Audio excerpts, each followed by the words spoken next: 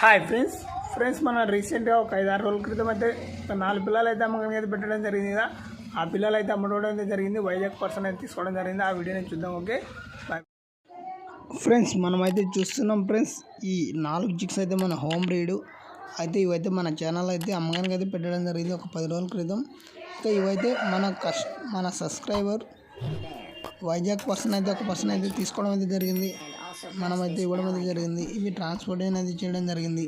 అదేవిధంగా ఇలాంటి చిక్స్ అయితే మన దగ్గర అయితే చాలా అయితే వస్తుంటాయి ఫ్రెండ్స్. మీకు ఎవరికైనా కావాలంటే మన ఛానల్లో దొరుకుతాయి.